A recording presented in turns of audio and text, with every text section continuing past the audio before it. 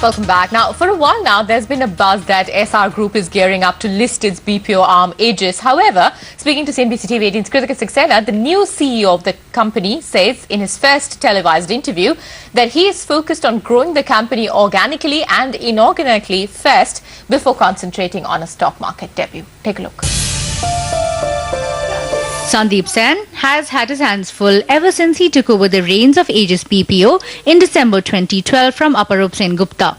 While Sen Gupta's departure had raised many eyebrows, considering his exit came at a time when the company's promoters were reportedly looking at diluting stake to PE players, at his end, Sandeep is undeterred.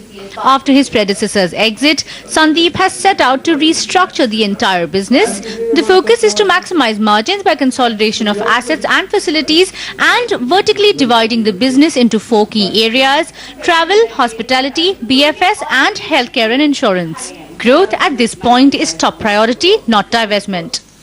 About a year ago, there was talk about SR Group looking at diluting stake in Aegis by either selling to private equity players or bringing in financial partners. Is that on the cards right now?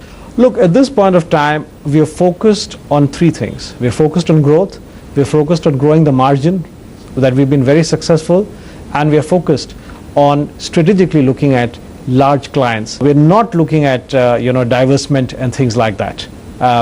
But as our performance gets better and better, and as we've seen over the last 2 quarters, yes, in the next 12 months or a little later, we could be looking at an IPO. I think once we think that our performance is at the optimum level. So what's the optimum level that you would like to reach before that? In terms of margins, we want to be in the top quartile of the BPO companies. Okay, in terms of acquisitions, what is on the cards right now? This year, we are looking at some inorganic growth. We are looking at some acquisitions. Could be some new geographies. We're looking at Southeast Asia, like Malaysia, Indonesia, and we're looking at some acquisition in terms of domains. And not just inorganic growth, the company also expects to hire between 5,000 to 7,000 employees to add to its 50,000 employee base. In Mumbai, Kritika Saxena. So Aegis BPO's plans over there. Up next, Mumbai's annual monsoon misery begins. Traffic jam